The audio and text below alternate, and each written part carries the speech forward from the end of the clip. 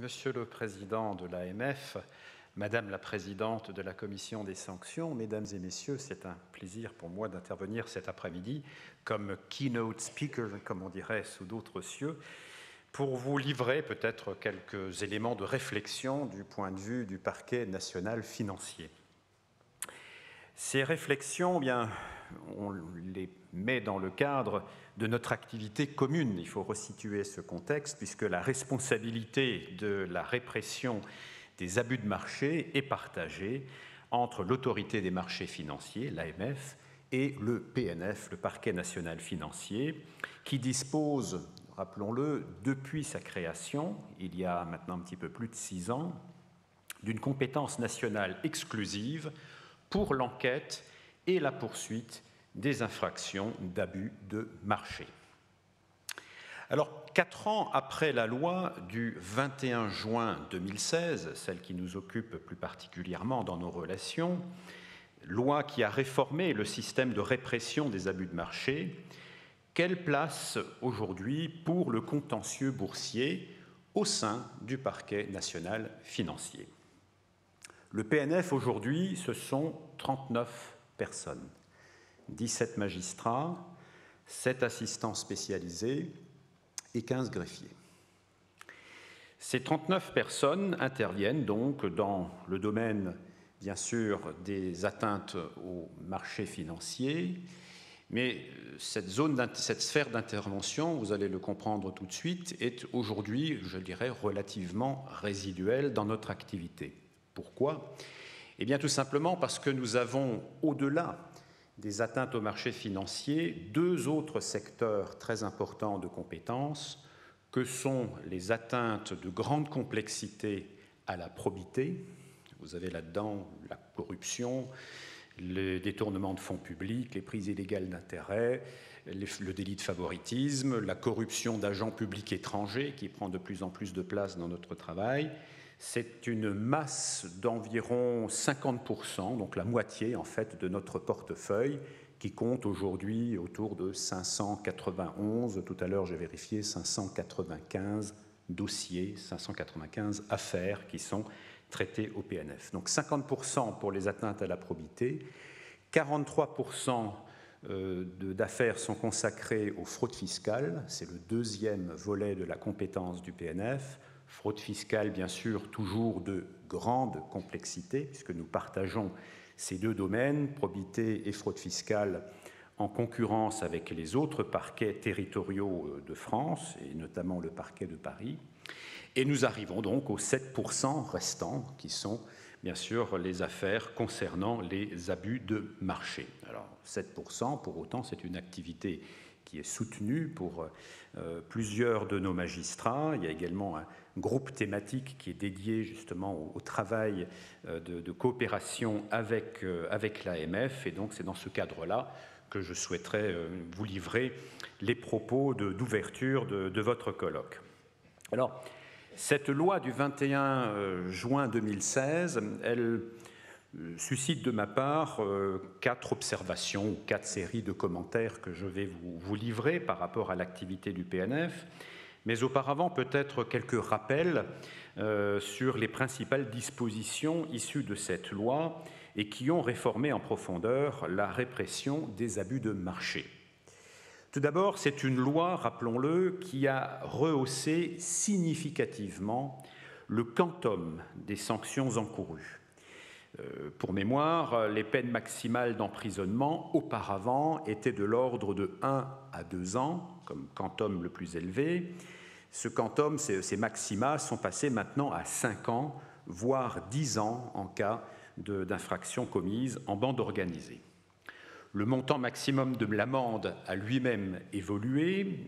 Dans le temps, avant la loi de 2016, le maximum qui pouvait être prononcé était de 1,5 million d'euros. Aujourd'hui, ce plafond a été considérablement surélevé, puisqu'aujourd'hui, le maximum atteint les 100 millions d'euros d'amende, maximum qui peut même aller au-delà, puisque la loi prévoit la possibilité d'infliger comme amende le décuple du profit illicite réalisé.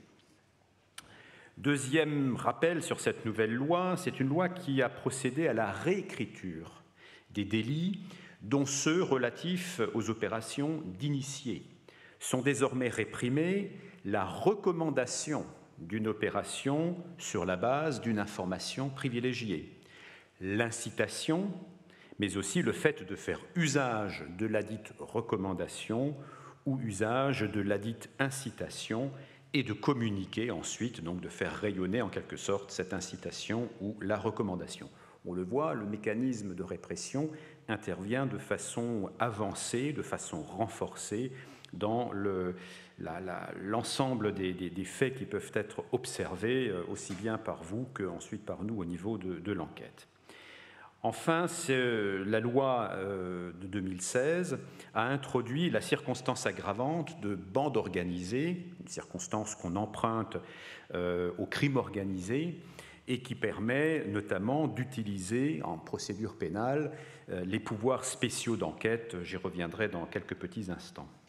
Et enfin, pour terminer, je dirais que, et nous sommes là pour en parler et en témoigner pratiquement au quotidien, cette loi a institué une procédure inédite de concertation sur l'orientation des poursuites. C'est ce que nous appelons notre mécanisme d'aiguillage, et je dois dire qu'il fonctionne bien. Voici donc les quelques rappels que je souhaitais faire devant vous pour rafraîchir notre mémoire collective. Je vous livrerai à présent 4 séries d'observations. Première observation, s'agissant du contentieux, donc des abus de marché, je le disais tout à l'heure, il représente près de 7% des dossiers du PNF. En volumétrie, cela fait aujourd'hui 40 affaires sur les 591 que nous avons en portefeuille au Batignolles. Ce chiffre, je l'ai analysé au regard des années précédentes et il révèle, ou il recèle, une baisse relativement importante en pourcentage de l'importance de ce contentieux, puisque ce contentieux, auparavant, représentait plutôt de l'ordre de 19%. C'est une baisse, mais ce n'est pas une baisse en valeur absolue. On va le comprendre tout de suite. En effet, on observe ici une moindre proportion des dossiers boursiers qui peut s'expliquer quand on fait l'analyse sur l'année 2019 et l'année 2018, vraisemblablement due à une hausse corrélative des saisines du PNF dans les 2 autres domaines de compétences que j'ai évoqués tout à l'heure. On l'a vu très nettement ces derniers mois, singulièrement au cours de l'année 2020, une montée des saisines du PNF dans le domaine des atteintes à la probité. Et n'oublions pas que dans le domaine de la fraude fiscale, la levée partielle, on l'appellera comme ça, du verrou de Bercy, avec notamment les dénonciations obligatoires, a fait arriver, bien sûr, un nombre croissant de dossiers qui auparavant n'apparaissaient pas sur la table de travail du PNF. Donc, dans ces proportions-là, on retrouve évidemment un nombre de dossiers qui est, je dirais, stable ou légèrement en régression, mais qui en tout cas ne conduit pas à une alerte particulière, s'agissant donc de ces 7% de dossiers et ces 40 dossiers que nous avons à traiter en volumétrie. Deuxième observation, ce contentieux que nous traitons dans le domaine en lien avec l'AMF est un contentieux qui a pour origine des transmissions diverses. Et ça aussi, nous l'avons très nettement observé ces derniers mois. Bien sûr, l'AMF est à l'origine des signalements les plus importants, je dirais les plus significatifs. Dans un quart des dossiers, c'est effectivement le circuit d'approvisionnement via l'AMF qui signe l'arrivée de ces affaires. Donc sur les 40 dossiers, pratiquement donc 10 dossiers, le quart, est en provenance de votre autorité. Le PNF dispose également, et c'est ça que je souhaitais rajouter, d'autres sources de transmission et qui émanent notamment d'autorités publiques. N'oublions pas que Tracfin, bien sûr, peut nous saisir, et ne manque pas de le faire, la Cour des comptes, bien sûr, mais nous avons également assisté à quelques cas de dessaisissement d'autres parquets, de parquets territoriaux, qui là, pour le coup, respectent bien sûr la règle de la compétence exclusive du PNF dans le domaine des infractions boursières. Il arrive également, je l'ai presque oublié, ce sont là les sources d'approvisionnement en affaires émanant d'autorités publiques, mais bien sûr que les investisseurs eux-mêmes, qui s'estimeraient lésés ou mal informés sur la situation d'un émetteur, peuvent venir nous écrire et s'adresser directement à nous, et c'est déjà arrivé dans un certain nombre de dossiers. Troisième observation, ou série d'observations, le contentieux que nous traitons ensemble, eh bien, c'est un contentieux dans lequel le PNF est pleinement investi. Tout d'abord parce qu'il dispose de la possibilité de recourir à des techniques spéciales d'enquête, notamment en cas de bande organisée. Ces techniques peuvent s'avérer particulièrement utiles compte tenu du caractère souvent occulte de la réalisation des infractions boursières.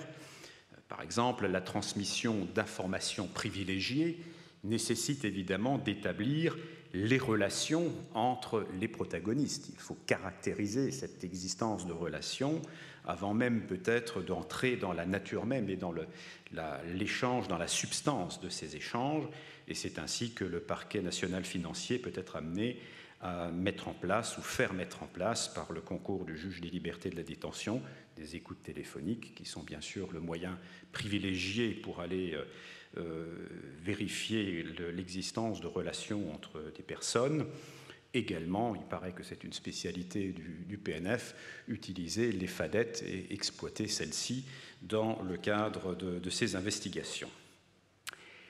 Deuxième observation donc, dans ce contentieux dans lequel le PNF est pleinement investi, eh bien, je note une très forte coopération avec les autorités judiciaires étrangères, compte tenu notamment de la dimension souvent internationale de nos affaires et des investigations à mener.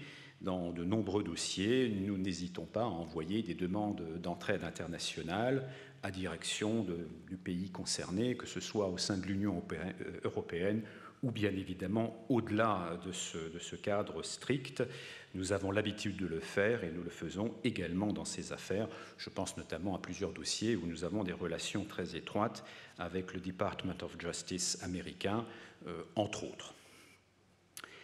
Le champ de compétences territoriales est également étendu. Alors là, nous avons peut-être une différence avec l'AMF, c'est que le champ de compétences territoriales en matière de délit d'abus de marché n'est pas limité pour nous au titre coté sur le marché français ou européen. Nous avons une possibilité d'aller un petit peu au-delà. Nous n'en faisons pas non plus un abus particulier, mais il est certain que le champ de compétences, et en tout cas le cadre légal, le permettrait. Je note aussi que la poursuite d'infractions pénales connexes peut nous amener à investiguer des champs, on va dire, collatéraux à l'activité illicite que l'AMF aurait par exemple pu observer. C'est ainsi que nous pouvons nous saisir, d'ailleurs, à titre de compétences connexes, de délits tels que la présentation de comptes infidèles ou insincères, des délits d'escroquerie, bien sûr, d'abus de biens sociaux, de blanchiment, voire de fraude fiscale. Ce sont souvent des constellations que l'on peut observer en parallèle avec un délit, on va dire, strictement boursier. Enfin, dernier point que j'observe dans ce contentieux dans lequel le PNF évolue avec vous, eh bien, c'est aussi une procédure qui laisse place, bien sûr, aux victimes. Ne l'oublions pas.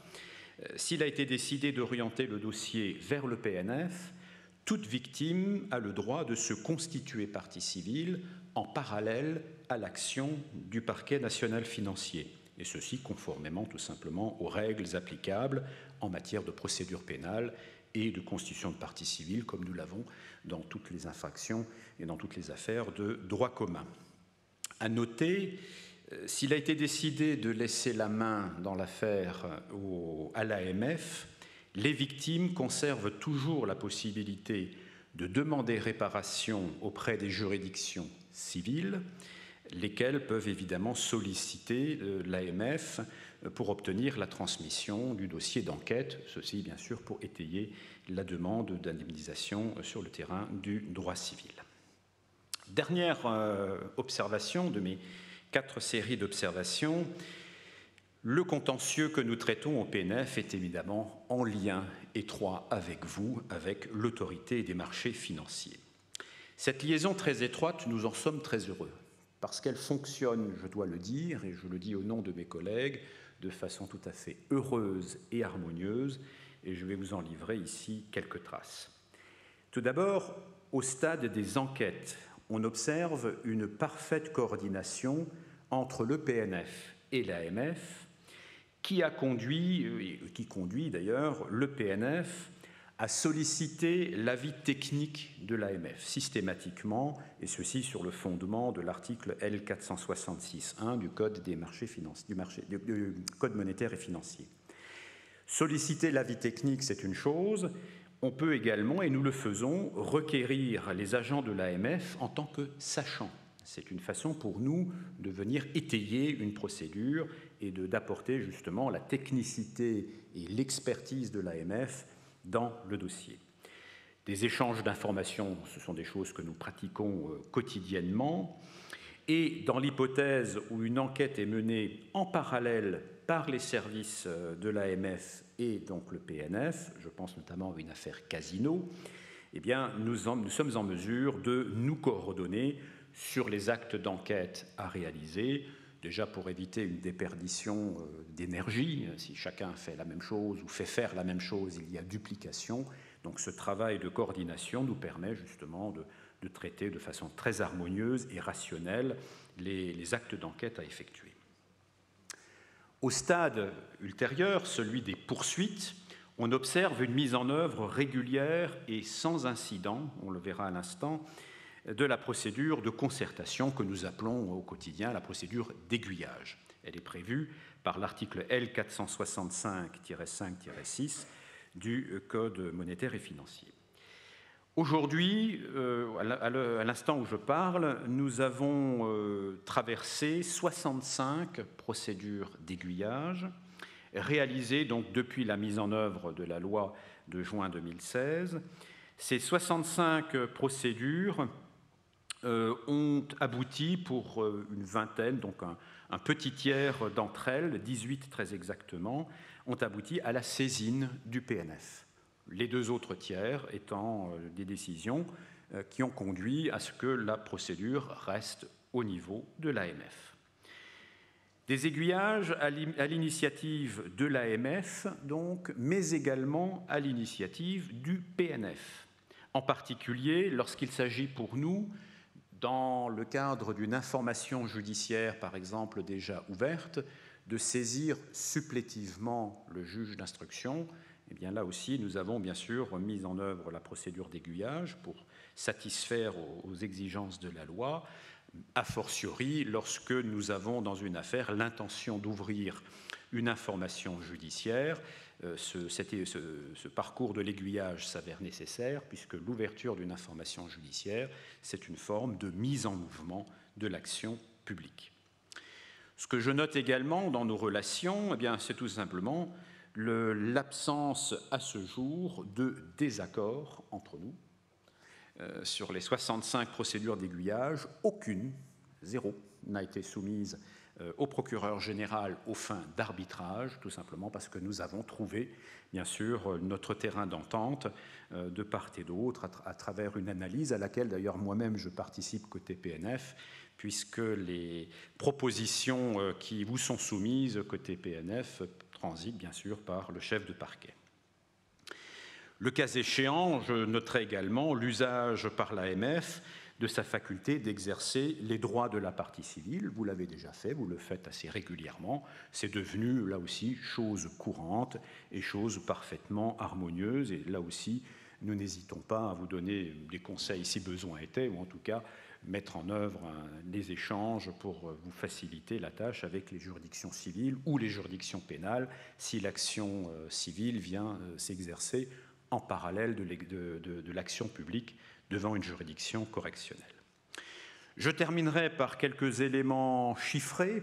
Madame la Présidente, vous l'avez fait également tout à l'heure sur les sanctions, sur les décisions. Alors, je relèverai que les premières décisions de sanctions dans des affaires d'initiés ont donné lieu à des jurisprudences. Alors, je ne rentre pas sur le fond proprement dit, mais plutôt sur les sanctions prononcées, donc sur les peines qui ont été infligées. Et je note que, par exemple, en 2019, l'année dernière, dans un jugement du tribunal correctionnel de Paris, a été prononcée une amende de 450 000 €. Il faut être prudent parce qu'il me semble que dans cette affaire-là, un appel est toujours en cours, donc la Cour d'appel peut éventuellement réformer et le jugement et bien sûr le montant de la sanction.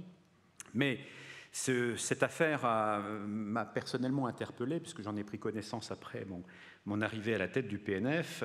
Cette jurisprudence est intéressante, par-delà peut-être même le montant de l'amende, c'est que pour la première fois, le tribunal a recouru à la méthode du faisceau d'indices pour caractériser un délit d'initié. Et en cela, c'est effectivement un élément novateur. On va voir ce que va en penser la Cour d'appel, voire la Cour de cassation, s'il y a une saisine au-delà de la juridiction du second degré.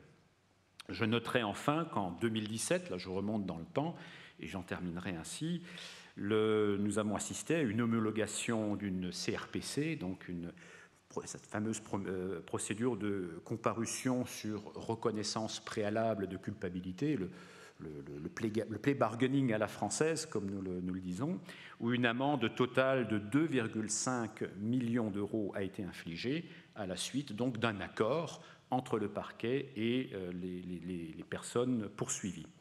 Et enfin, également, j'ai observé, c'est pas inintéressant, la conclusion d'une composition pénale, qui est un mécanisme qui évite d'aller saisir une juridiction correctionnelle, composition pénale donc acceptée par la personne poursuivie et qui s'est soldée par un montant de 40 000 € d'amende tout de même, donc sans le passage par la case tribunal correctionnel et l'audience publique. Voilà quelques éléments que je souhaitais brièvement cet après-midi vous livrer en respectant le temps qui m'a été réservé. Pour vous redire également tout le plaisir que j'ai à vous rencontrer, Monsieur Ophel, ainsi que Madame Trick et les membres de l'AMF lorsque l'occasion se présente, que ce soit à l'occasion du colloque annuel ou que ce soit dans d'autres cadres et dans d'autres enceintes, tant notre coopération et notre synergie est importante et je crois elle est reconnue, elle est visible. Lors de mes déplacements en dehors des frontières hexagonales, il arrive effectivement de rencontrer des autorités similaires, je pense notamment aux États-Unis et en Angleterre, et il est su qu'il y a une parfaite entente entre l'AMF et le PNF. C'est une bonne chose, je souhaite simplement que nous puissions continuer dans cette dynamique avec toujours cette même volonté, cette même détermination d'aller de l'avant dans la lutte contre les infractions boursières. C'est notre terrain commun, utilisons-le, allons au bout de toutes les modalités et de toutes les possibilités qui nous sont ouvertes par la loi. C'est ce que nous faisons au quotidien et c'est ce que je continuerai, en tout cas du côté du PNF, à soutenir aussi au quotidien avec mes collègues. Je vous remercie.